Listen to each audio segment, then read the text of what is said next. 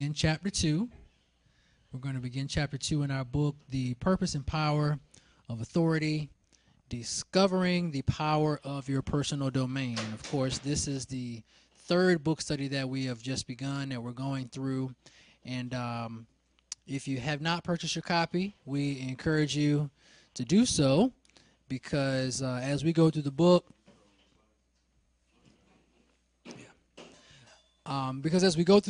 of course, as we've mentioned before, we won't exhaustively cover everything in the book, and so it'll be necessary for you to read the book as we go along and be able to glean some nuggets from there so you can be filled in completely on what it is that we're going to be studying. And so, again, The Purpose and Power of Authority is our book. We'll be beginning chapter 2, as I mentioned, in the title of that chapter.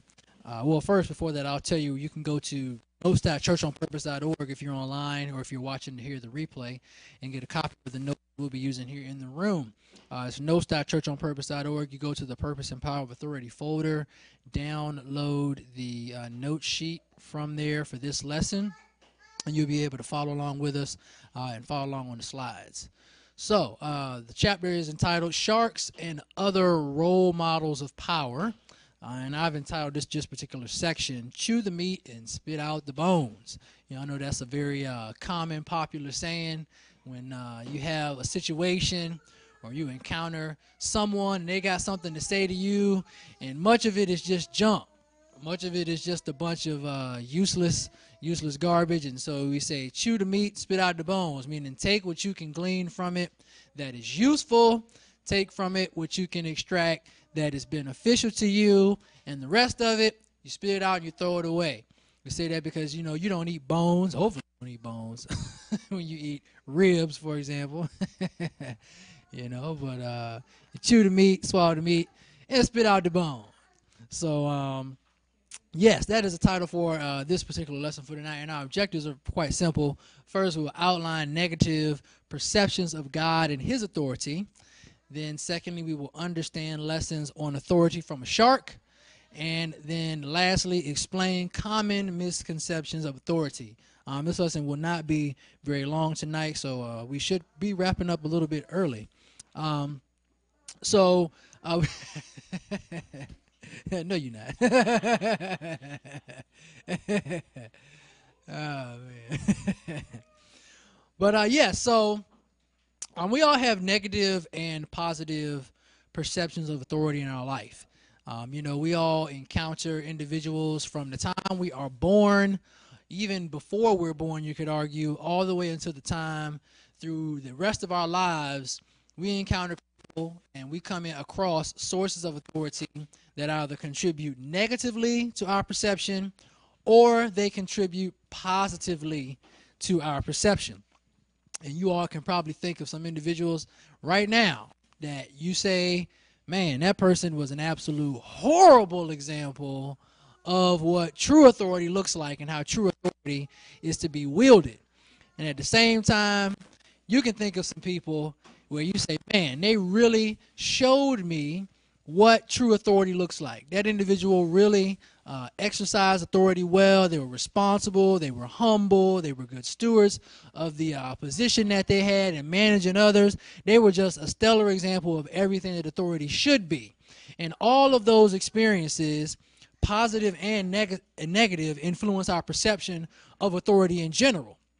And it's our perception then that colors our reality. And what ultimately our reality is what shapes our understanding.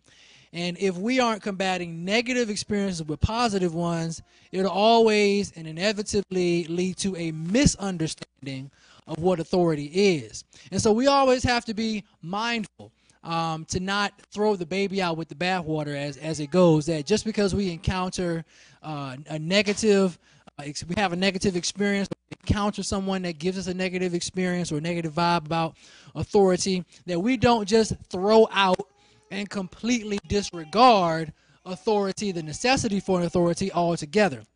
Because the truth of the matter is, if we did that with just about anything else or in a bunch of other situations in life, we would just throw away all kind of stuff.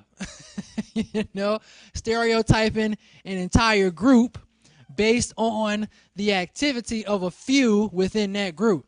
You know, people do it with you based on your skin color, based on how much education you have. They do it based on where you live and what you drive. And they say, well, you know, this person gave me a bad experience. This person gave me a bad vibe on this and a bad vibe on that. And so I just don't trust anybody, you know. And I'm going to talk a little bit later about that, so I don't want to give away all of my examples. But where there are examples that we all can think of where people say, well, because of this one person or because of this one experience, I won't ever, you know. And people do that with authority all the time. You know, they say, well, you know, say, oh, man, you know, we have I had a really bad professor in calculus, so I'll never take calculus again. It's like, well, that doesn't make any sense.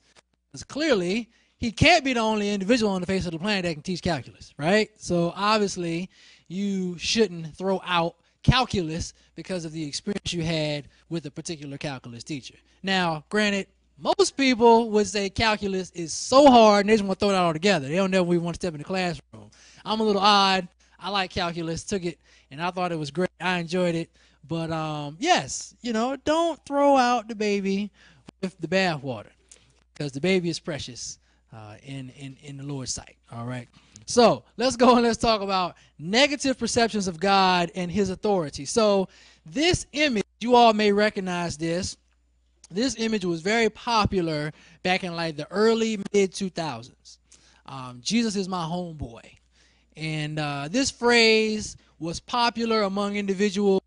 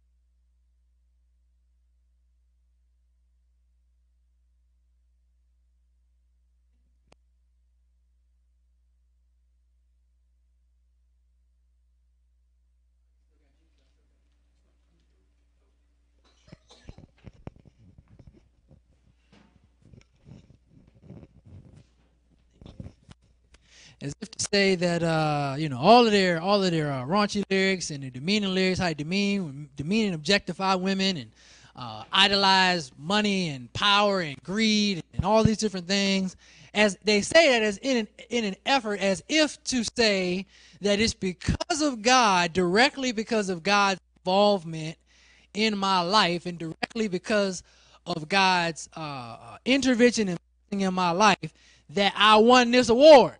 Now, there's a problem with that, obviously, because just because an individual has success doesn't necessarily mean that God had anything directly to do with it. Now, I understand that, you know, God is ultimately the one who has created them with their gifts, their talents, their skills, and their ability. He gave them the mind that they use to be able to come up with those creative lyrics.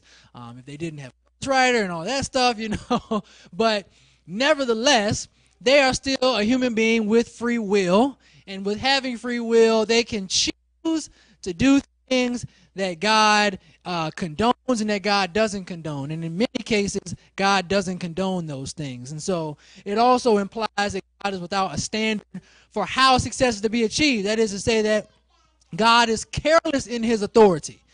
They think the idea and the ethos behind the hip-hop God is Jesus says, well, I mean, it's whatever, as long as you give me credit, as long as you give me praise, in the end, it doesn't matter to me. Get it however you can get it.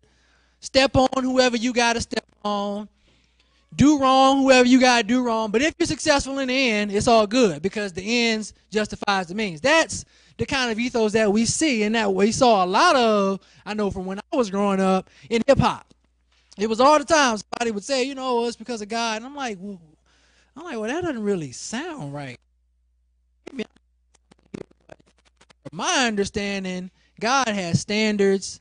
God says if you're going to do it with this intention and with this right spirit, with clean hands and a pure heart. And so there has to be some critical analysis that goes into what we do and why we do it. And so this particular perception of God paints him as one who is careless, lax, and very relaxed in his approach to how he dishes out and how he delegates authority. The next one, you all see this picture here, this man pointing and got this mean grimace and look on his face. This one I thought was good for this next one that I call the angry God. That is that people think God is just watching and waiting with bated breath for people to slip up, to mess up, so he can come after them and punish them. This is one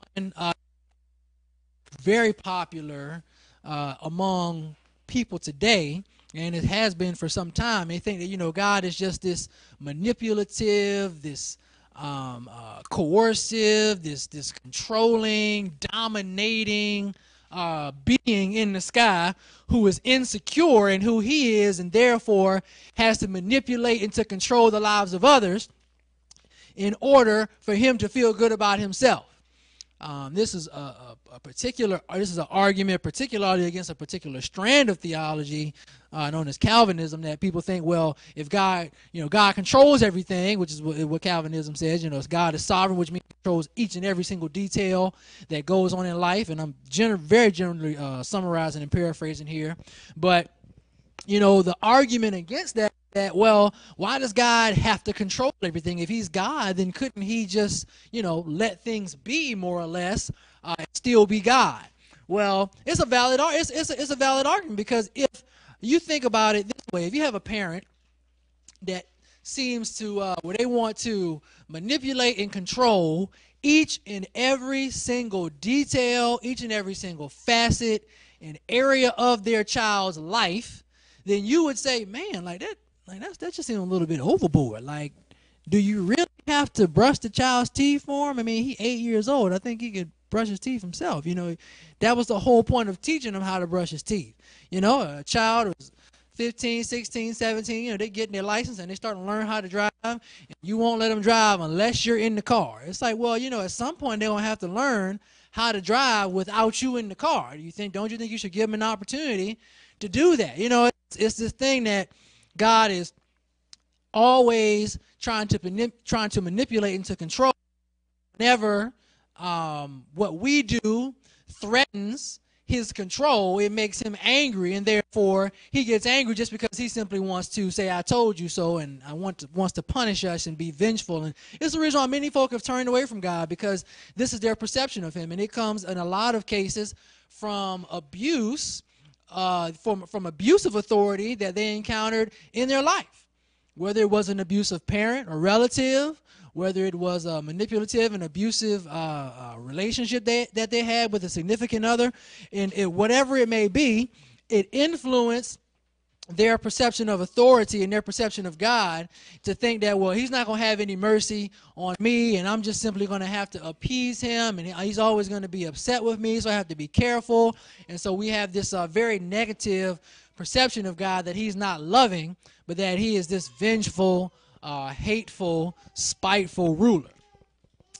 So this next one here, this is a shout out, actually a shout out and a picture to an organization that I think is doing phenomenal work over at the Jude 3 Project. Lisa Fields and her team. I don't know if she's even going to see this video, but if she does, Lisa and your team, shout out to you guys. Y'all doing great work, great work down there in Florida with providing great apologetic tools and tips and information on how to combat some of the negative and some of the just erroneous different philosophies and things on how to be prepared to engage the culture today.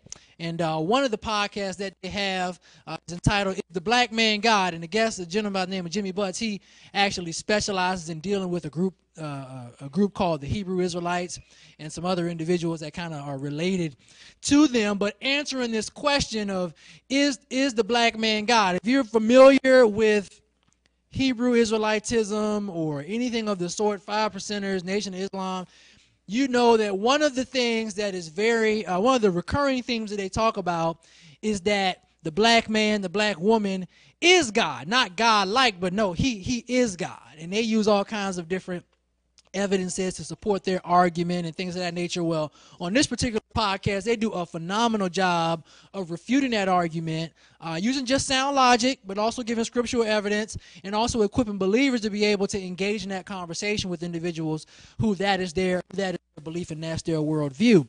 But interestingly enough, this is what's interesting, is that individuals from this camp tend to be very ethnocentric in their worldview. That means that basically they interpret everything through the lens of blackness. That if it ain't black, it's whack. That if it's an author, like if you want to provide an argument counter to theirs and you want to use an author, but the author's white, they don't want to hear it. Because, well, he's white. He's untrustworthy, right? So simply because of the color of his skin, he's untrustworthy and he can't be credited. But the ironic thing is that many of their original sources are white men, old white racist men.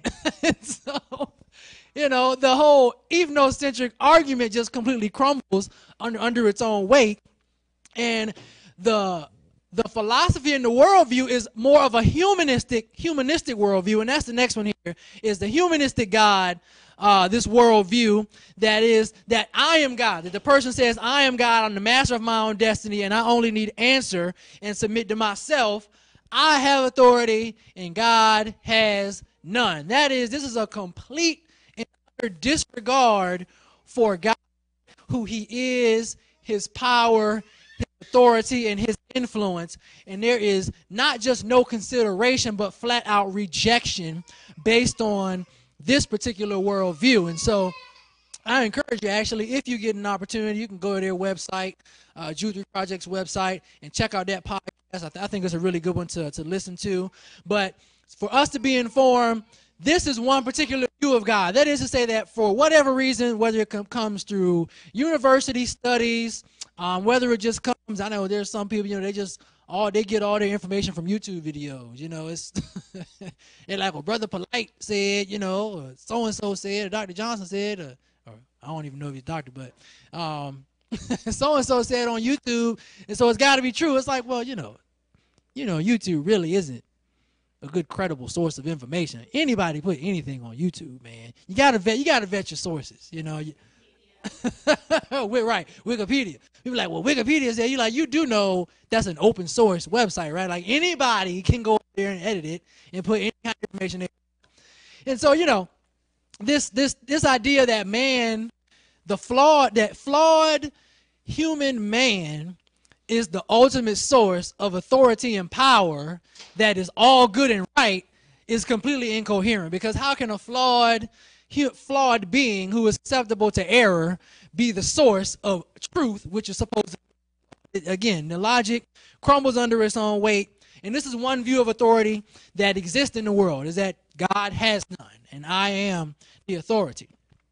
And then this next one here, let's see if y'all can guess what it is based on this picture. What y'all think?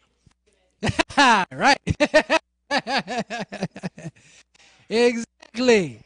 The old man and the young woman. And hey, even if it was the flip, you know, it's not called the sugar, maybe called mama, but you know, there's another word that's out there to describe that. But you are right. The sugar daddy God. That individuals feel that God will grant me whatever I want in life. I deserve everything I ask God for, and he will never deny my request. Why? Because God's authority is exclusively for my benefit. Now, Unbelievers and, unfortunately, believers have this worldview about God and about his authority. That God is simply here to give me what I want when I want it because I said I want it. This popular, and a friend of mine and I, we actually had a conversation about this. Was this yesterday? It was day before yesterday. A friend of mine and I, back in Virginia, a good friend of mine, we had a conversation about this very thing. How individuals, unfortunately, have fooled many into thinking that this simply naming it and claiming it and saying it and slapping it and grabbing it and doing whatever else you got to do to it is going to get you the blessings you want, is going to get you the prosperity you want, but at the same time can disregard the requirement for righteousness, disregard the requirement for living, I should say, that we can live according to whatever standard we want.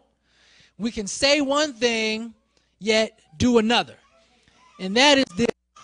That's why I call it the sugar daddy God, because this idea that God is just going to give you things, but you're not going to, quote unquote, give anything in return. There's a requirement for you is very lopsided. And so if you know anything about sugar daddies and sugar babies, you know what I'm talking about, and you you can understand what it is that I'm saying. And then this last image here, this is a sheep, a little baby sheep. I think it's a baby goat. I'm sorry, baby goat. I had to remember the sheep or a goat, but this is a baby goat, and this goat looks very. What? How would you describe the look on this baby goat's face? Maybe confused. I don't know. He might be confused. You said it looks shady. I didn't even think about that, but yeah. People squint their eyes at you, you do think they're kind of shady. Like, what you want? What you come over here for? But this one, I thought, I typed the word in, and I typed kind of a search for the word that I was looking for, and I thought this image worked well.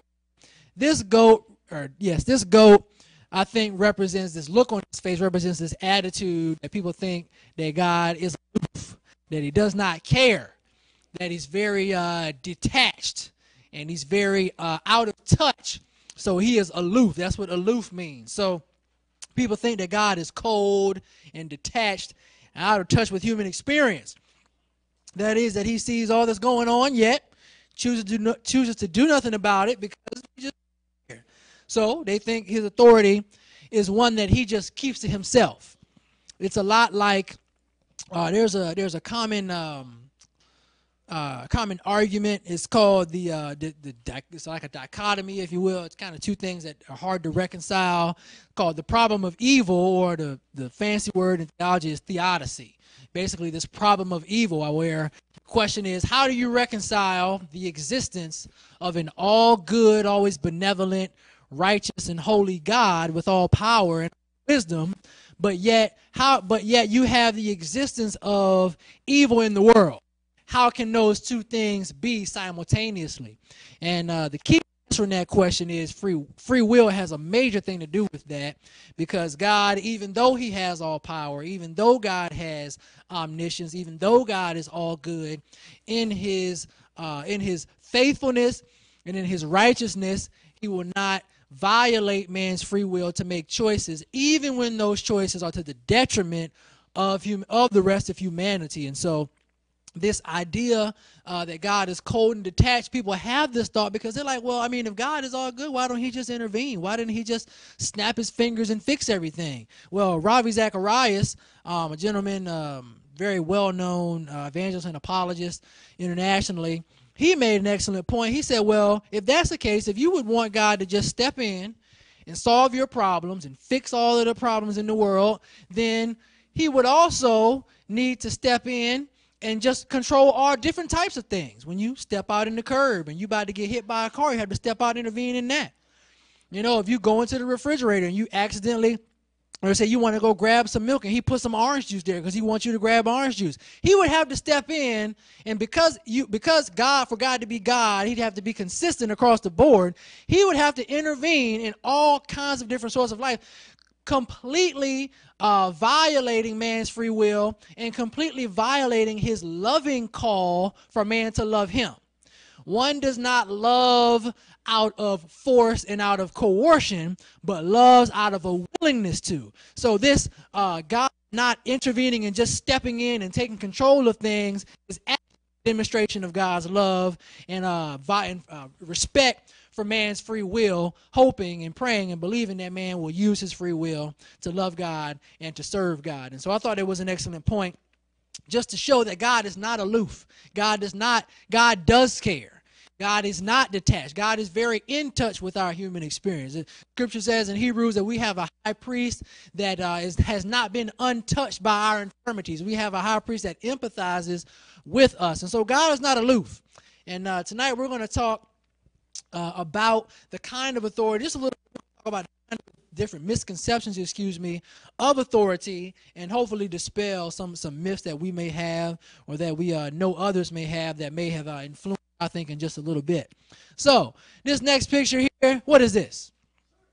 This is a shark. This is actually a great white shark, to be very specific. But if you saw this image, or if you were swimming along in the ocean, and you saw this coming up right behind you, what would be your first thought? You said what? Panic? I'd be like, oh man, I'm dead. Ain't no way I'm getting away from the great white shark in the water, and I can't swim as fast as he can. You know, it's no way, not possible. And that's because this shark, he's in his natural habitat. This is his domain. He rules and he does what he does in the water. Me, I'm designed for land. Now, you put the shark on land, you know, I got the advantage. I got 2 legs, I can get up out of there, But we're in the water, nope, he has the advantage. And so the great white shark, and Dr. Monroe he talks about his experience with a shark at one point in the book, and how he encountered a shark when he was younger, swimming around, and just the sheer power and the sheer force of a shark and the helplessness he felt in that moment. It taught him a respect for the authority of a shark. And so what we're going to learn, I just want to highlight a few things that I think are relevant for us to learn from a great white shark, and even just some other sharks in general. But one is, sharks are made to live in water. They're made to live in water. Not on land, not under the ground, but in water. Now see, water is the domain of a shark. Again, not the land. If you were to see a shark out of water, you and I would know that something is out of place, that something went wrong somewhere for this shark to be out of water. Now, just as water is a shark's domain, each and every single one of us has a domain that we have been made for. We all have our water, if you will. It's our context. It's the arena. It's the sphere of influence that God has designed and created us for. For some, it may be education. For some, it may be motherhood. For others, it may be business. For some, it may be politics. For some, it may be government. For some, it may be coaching or teaching or singing or dancing or whatever it may be.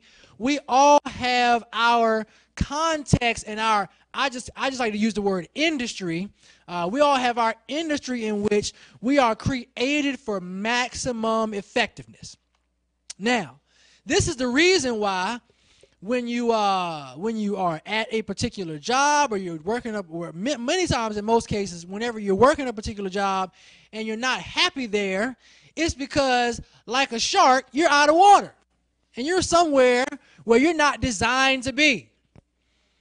Now, sometimes we're in places temporarily for the sake of our own growth and maturity and development, and so we can learn the lessons. But then there are other times where we're just somewhere we don't need to be at all. We've learned the lessons. We've grown as much as we can grow, and it's just time to get out of there, because after a while, what happened to a shark? You leave it out of water too long. Suffocates and dies. Why? Because the oxygen that it gets It gets it from the water, the way its body processes the water. So it needs its natural habitat in order to thrive and in order to live. And same thing with us. There are a lot of people. There was a statistic, and one of my favorite speakers, Les Brown, motivational speaker, very successful gentleman. He always talks about how oftentimes when he would give his lectures and his speeches, he would say, you know, there's a statistic that shows 85 or 80, I think it was 75 to 85% of heart attacks occur early Monday morning because people are dreading going to their job. Now, I don't know how accurate and true that statistic is. I have not yet gone to do the actual fact checking on that. But in first hearing, I said, you know, what he's actually getting at is that a large number of people dread going to their place of employment because their place of employment is tied to the very thing they were created to do.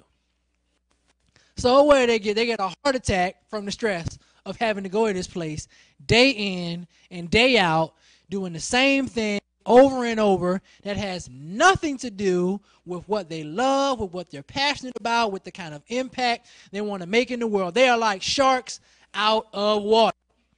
And God says, I have made you to be in your particular realm of authority, your particular domain for you to access authority. And I want you to discover what that is. I want you to put a plan together, partner with my Holy Spirit, work with me so we can help you to be maximally effective. Second thing we can learn from a shark is that sharks thrive and dominate in water. That which sharks are best at is only achieved in water. If you've ever watched Shark Week, you ever watch Shark Week? I like watching Shark Week. Whenever I can catch it, I like watching Shark Week, man. It's some really interesting things, some amazing things that happen up there. And one of the things that stands out is just these crazy people that you know, get in these cages and, well, I ain't gonna say they're crazy, but you know, they bold, they brave. You know, they get in the cages in the water and out there, you know, taunting the shark. Here you go, you know, holding out the bait and the you know, the tuna and trying to draw the shark in. The shark, all up on the cage, you know. And I'm like, yo, like, no, just no. Like, that's not what it is. You know, I'm not risking my life, you know, to get a little sample of this dude's blood. Like, it's not worth it, you know. Like, is there another way we can do this? It doesn't involve me getting this close to a shark. You know, and then there are other times where they just show the sheer force and power of a shark, you know, chasing after one of his prey, after a little seal in the water, after another fish, or, you know, even another shark. Just the sheer power. And they talk about the force of their jaws clamped down. And you ever seen the inside of a shark's mouth, even in just a graphic, you see they have these multiple rows of teeth that go shredding what it is that they're eating. I mean, just the absolute power and dominance and the force and the fierce attitude of a shark in water is something amazing to witness. They just move through the water lightning fast, even though they are so heavy. And that's because sharks thrive and dominate in water. That's what they do. They say, you know what? If I'm going to be my best, I got to be in water. I can chase down my prey in water. You know, I can swim real fast through water. I can do what it is I need to do in water because that's their domain. And it's the same thing with us. The very thing that you're good at may not necessarily be what you do at your job right now.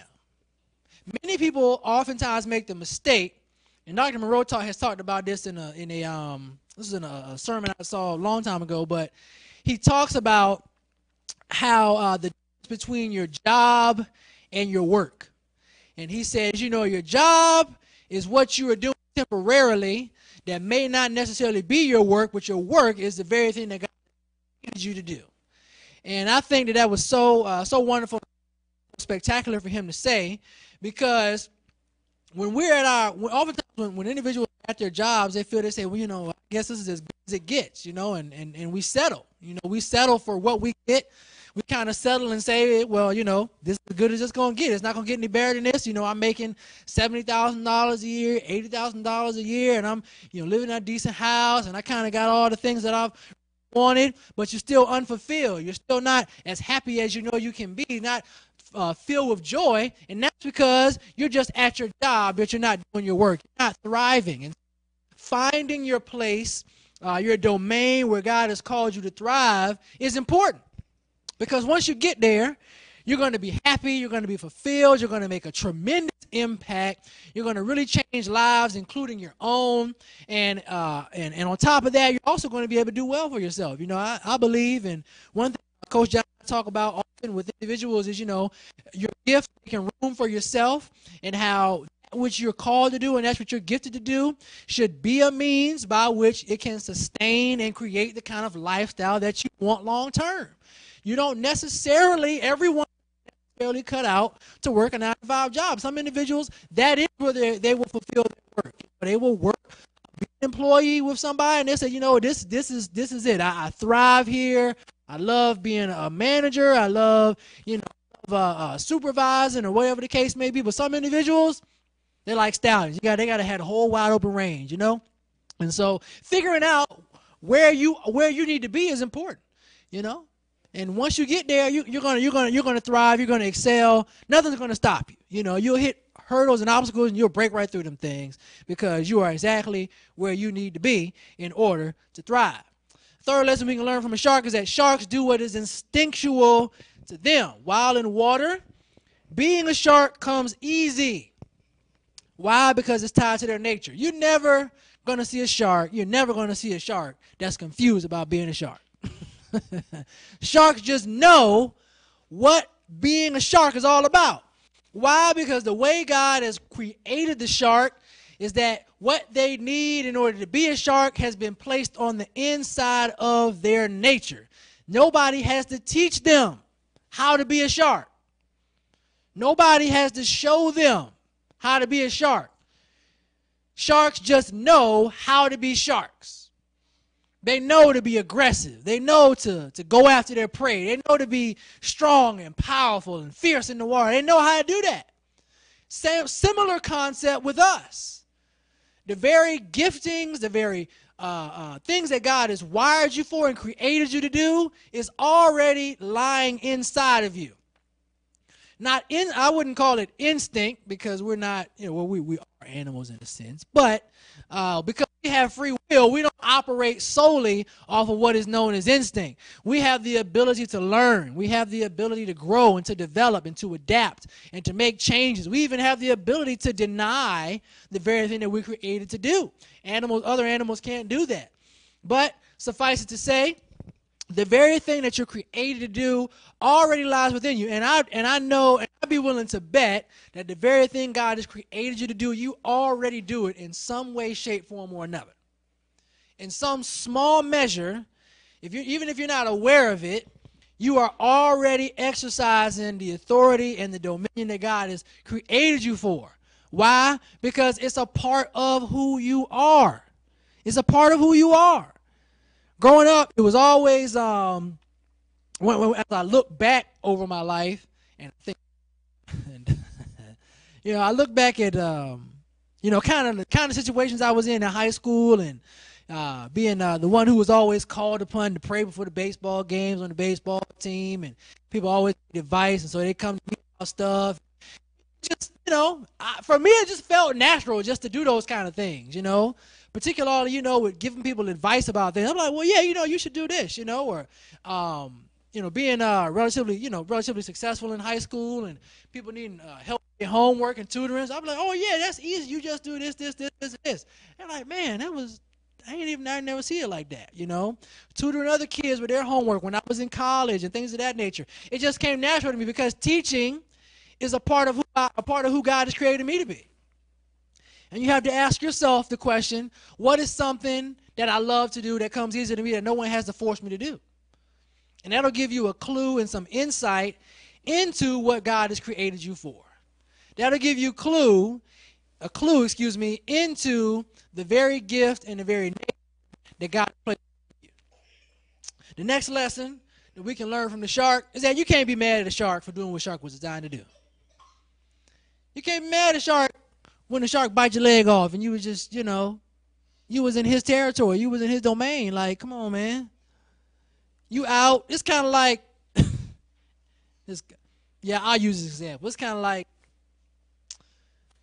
if somebody busts up in you bust up in somebody's house, and it's nighttime, and you just in their house because you just want to be in their house, but they don't know you in their house.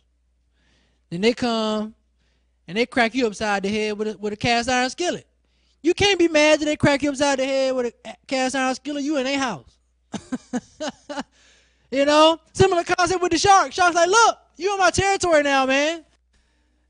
And the shark is like, I don't know the difference between friend or foe when it comes to humans. Like, all y'all look like food to me, you know. So when the shark sees food, when the shark sees prey, what does the shark do? He goes after his prey. You know, so you can't blame the shark and then ask Congress to pass a bill banning all sharks. You can't do no stuff like that, man. The shark is in the water doing what the shark is designed to do. When you step into the domain of a shark uninvited, you are trespassing. So respect the authority of the shark in its domain. Similar concept, and we'll talk about this in later chapters, how when you step into someone else's domain, how it is up to you to submit to that person's authority. So, for example, right now we are here in Bible study, learning and growing. I am the one who is this is essentially my domain, teaching, and you are not submitting to me because you all acknowledge that, hey, you know, that's what he's called to do. That's his area of authority. That's his lane. So I'm going to submit and I'm going to learn from him because it's going to help me and liberate and free me and encourage and empower me to fulfill my authority. See, so there's no competition. We're not competing with one another. You're not vying for attention while I'm teaching, right? I've come into this domain with the understanding that the person who has the authority right now is that individual, and I'm going to respect that by submitting to their authority. So that's what we ought to do. When we come in the presence of someone else, you know, when you're at your when you're at your job, you know, employees submit to their employer. You know, when the bill collector call, when the bill collectors don't call no more, they just send you payment notification. Please, your payment is due. You know, but you submit to the people you owe bills to by paying them their money. Driving the car, you hopefully to the laws of the road. Why? Because you're in their domain. And then when whoever's domain you are in, you must respect that individual or individual's authority. And then lastly, only a shark can be a shark. Only a shark can be a shark. Guppies can't be sharks. Goldfish can't be sharks. Why? Because no matter how hard they try or how badly they want to be, they were not created to be a shark, regardless of what evolution might say. Same thing for you and for I. That you cannot be anyone else other than yourself. No matter how hard you may try to imitate somebody else and their authority, no matter how much you may admire someone for their authority, no matter how much you may even learn from someone else who operates in their authority, you have your domain, you have your personal authority that you are called and designed to exercise. So you be who God has called you to be. Don't be anyone else. Don't waste time being anyone else. Be you and do you, as the saying goes. So now let's move on. Let's talk about some common misconceptions of authority. Misconception number one is that power is synonymous with authority. Is that power is similar or the same as authority. The difference is this, is that power is ability and authority is permission to use power. So again, that's if you're writing, power is ability or capacity to do something. And authority is permission to use power. That is, you being authorized to use power. So there's the difference there. And it's important to understand the difference there. It's important not to mix those two things up, Because if you're not careful and you think power is authority, well, you'll say, well, I got the power, so I'm just going to go and do what I want to do. You're like, hold up, player, pump your brakes. Just because you have power doesn't necessarily mean you have the permission to use that power. And I'll talk about that here in a little bit. Misconception number 2, an abuse of power is a reflection on true authority. An abuse of power is a reflection on true authority. I mentioned this earlier about not throwing the baby out with the bathwater. Just because a few bad apples out the bunch doesn't mean that everyone is just like those bad apples. It's the same. It's exactly what we're seeing now with this issue and this debate going on in Congress right now regarding illegal immigrants and DACA and how to patrol and monitor the borders and all of that. One of the misconceptions is that, well, because there are a few illegal immigrants, and I'm not making an argument one way or the other. So if you're watching this and you think I'm being political, I'm not being political. I'm just referencing this as an example. That the misconception is that, well, because there are a few individuals that come across the border or that come into the country from other countries that are bad and that mean us harm, everybody that come in here is trying to do us harm. Everybody from this particular country is trying to do us harm. Well, the only problem with that is you never really know. Like, somebody can go through the vetting process that is set up by the departments that are responsible for monitoring those things. They can get through and still do some crazy stuff. I mean, it's folk, and this is crazy. You got folk living right here in the United States, grew up in the United States, that do some crazy stuff. Walking up in churches and shooting and killing folk. Going to schools, blowing themselves up. So what we going to do? If we follow the same logic as, well, because this one person from this group has done wrong, then we need to get rid of everybody. Well, then all the folk who look like the person who blew up or shot folk in the church, they need to get out of the country too. I mean, so there has to be some deeper, more critical analysis there. And we can't just say because there's an abuse of something that everyone is now culpable to that and needs to be held responsible. So to think that an abuse of authority and power means that we need to reject all authority and power isn't the right thing. It's like women who hate men because of one man's abuse of authority. They say, well, this one man did me wrong, so I hate men now. And you're like, well, only problem with that is there are like millions of men, and you probably haven't met all of them, so all of them probably aren't jerks. Just saying, you shouldn't, give up on love and give up on relationships simply because of one. There's an opportunity for redemption there. There's an opportunity for hope and experiencing love and relationship as it should be. Children who don't submit to adults because of an abusive adult before. They say, well, my dad was this way or my mom was that way, so I don't trust adults at all. And you're like, well, there's only one problem with that. All adults aren't like your dad, or all adults aren't like your mom. There are adults out there who love and genuinely care for, who have your best interests at heart. Don't stereotype and categorize everyone and reject all of these individuals or all of this type of authority simply based on the abuse of one or another or a few. Okay? That's the point. That's the point being made there. All right. Now, I'm going to show y'all some images. What do y'all think all of these things have in common? Power, okay. What else? When you look, well, I'll tell you what these are. First, the top picture there, those are jumper cables that you use to jump your battery when your car won't start. And the second one there, obviously, is just a 3-prong plug from probably any adapter, appliance, or whatever. And then, of course, the third image there, you see the shock, the static shock. When you rub your feet against the carpet, you touch something metal, you get that little shock. Ow! That's what that is. Yeah, that picture's not the greatest. I tried to blow it up without it getting distorted, but activation, that's good. I didn't even think about that, but that's good. That's real good. Oh, it's no real right or wrong answer. I'm just trying to get you. I'm going to tell you what I saw when I picked these images. But with each one of these images, one thing that is common to each of them is what is called grounding. So she's like, I don't know what you're talking about. I'm going to explain it. All right, so you all know with jumper cables, you got red and black, right? Or hot and cold. So the red cable is known as the positive, which should go to the positive terminal of your battery.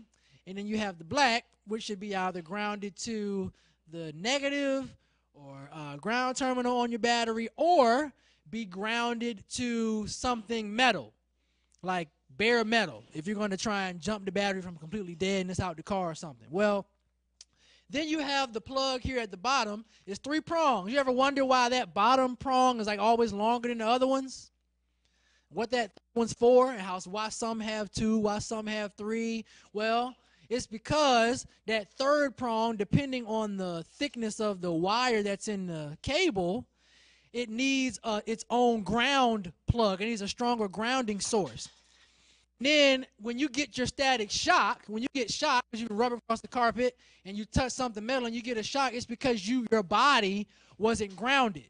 And basically what that means is that to ground yourself is to say, okay, I've grounded myself. Let's say, for example, if this floor was carpet and I rub my feet against the carpet, what I'm going to do first before I touch something metal, I'm going to touch I'll touch just about almost anything else. It could be a semi-metal or whatever. I'll touch something else to ground myself so that when I touch the other metal object, I don't get shocked. Because what happens is you got electrons floating all around in your body and in the air, and when you touch something metal, those electrons jump from your finger, and that's what causes the shock. Now, on an even greater scale, if you had a plug that wasn't grounded and you plugged it into the wall, you can blow up whatever the appliance blow up on. If it's a light bulb, the light bulb will explode.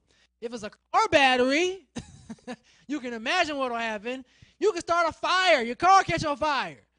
You'll have a whole mess on your hands. Why? Because it was not grounded. Whenever something like that isn't grounded, the power wherever it's coming from can be destructive. So power without grounding is destructive. And in a similar fashion, power without authority can be destructive.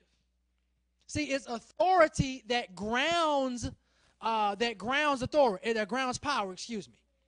Authority grounds power because it makes it legitimate. Power says, I can do this. Authority says, okay, you are legitimate to do this. So power must always be grounded in authority. See, this is why Jesus, whenever he would do miracles, whenever he would teach, whenever individuals spoke against him in his ministry, he would always refer them back to, he would always give credit to his Father. Why? Because he wanted people to understand that his power was grounded in the authority that God gave him. He wasn't just some renegade rogue out here just exercising authority or exercising power without authority. No, my authority comes from God. I'm grounded. My power is grounded in the Father. And an important thing to understand is that when power is grounded in authority, it can't convert it into service. It makes it effective to serve and use with others. Perfect example, you've all probably seen it or witnessed it before. Someone at the job, they say the boss is out for the day, and so now they've been put in charge.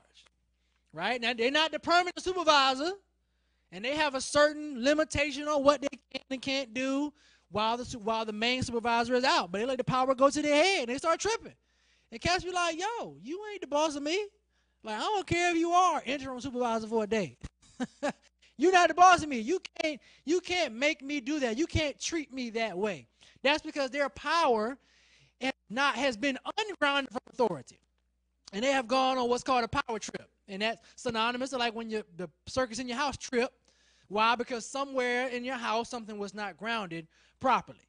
So our key for us is to learn that we must have the power that God has given us grounded authority that he has designed for us to have, so that we're not destructive and damaging people's lives in the process. Misconception number 3, authority means you can take advantage of people and manipulate them to do your will. Just because I have authority, just because authority has been granted to me, does not mean that I can lord that authority and power over other individuals. And we'll talk about this throughout the book as we go further into the book, that authority is to be designed for us to cooperate together, for us to work together, to serve one another, to work together for a greater cause. Dr. Rowe refers to this in the book as the boss spirit. That is, the boss spirit operates through manipulation, fear, intimidation, and coercion. Now, just because I have a position or a title, you must do what I say. That's what this attitude, or this, and that's what this means. Spirit. When we talk about spirit, we mean an attitude or a way of thinking. It says, well, because I got this position, because I got this title, you got to, no matter what it is, I don't care what you think, you got to do what I say because I got the power. Instead, what we need to do is to seek cooperation over manipulation. Seek to work with others to empower them in their area of authority so that we all can be effective and use the gifts that God has given us in order to convert that into proper service. Misconception number 4, and we're almost done. Being in charge automatically grants you authority. Being in charge automatically grants authority. Now, any attempt to be in charge without authorization cancels true authority. It's like if someone throws a coup in another country and they say, well, I'm in charge now. You're like, well, you may be in charge, and you may be the boss right now, you may be on the seat, but your authority is illegitimate because you took it by force. And what it does is it sets this dangerous precedent. That's the last point here, is that it sets this dangerous precedent for the disregard of true authority and established authority. Because they say, well, if you could take the power by force from somebody else, then why can't I take the power or authority from you? What stops somebody else from coming and doing the same? Nothing. Why? Because the precedent, the standard has been set that if you want power, you just take it. If you want authority, you just take it. And that's true authority, and that's not true authority. True authority is not taken by force. True authority is not something that you snatch from someone. It's not even something you generate within yourself. There are a lot of individuals nowadays, and I declare, man, I talk so much about this. I got addressed in a book or something, because I talk a lot about it lately. A lot of folk out there, these self-proclaimed, self-named, self-titled individuals with power and authority in the church. And, for whatever reason, they develop these great followings, and people just got itching ears, as Scripture says, and just follows them wherever they go, wherever they take them. And that's not true authority. Just because we felt the urge and we felt the unction, or we may even genuinely be called in a particular area in ministry and in service to the body of Christ, there is a period of training and submission that is required, because it's the training and the submission that equips and empowers and ultimately releases us to fulfill our authority and the mandate God has called us in a way that is most maximally effective. God did not call any of us to do anything for the kingdom on our own. Don't matter what you say. Somebody somewhere has got to help you. That's the way it's designed to work. You don't see hands just running around. This is not thing. Thing doesn't exist. Okay? You're not just going to see hands running around being hands. The significance of a hand is in its attachment to the rest of the body. Therefore, individuals who just want to take authority, or who just want to give themselves authority out of nowhere without submission to other authority is illegitimate. It's illegitimate and ought to be corrected and properly educated in order to be in line with God's will and God's work in the church. So that's our lesson. Hopefully when you all encounter these these misconceptions of authority, these bad images of authority, you will chew the meat and spit out the bone. Learn what you can. Oftentimes, you're going to learn what not to do.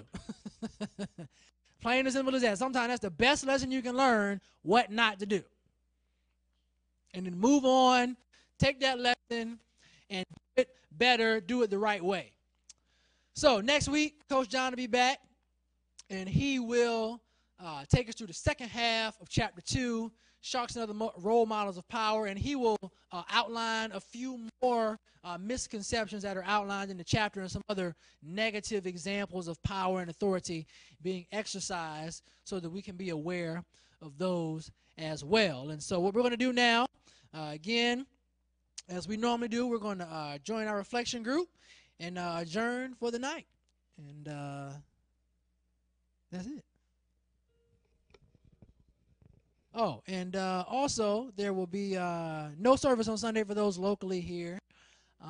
We will not have service on Sunday, but we will be doing other things. We will be enjoying one another's fellowship on Sunday, gathering together for a time of worship, fellowship, food, fun, and fellowship, as they say.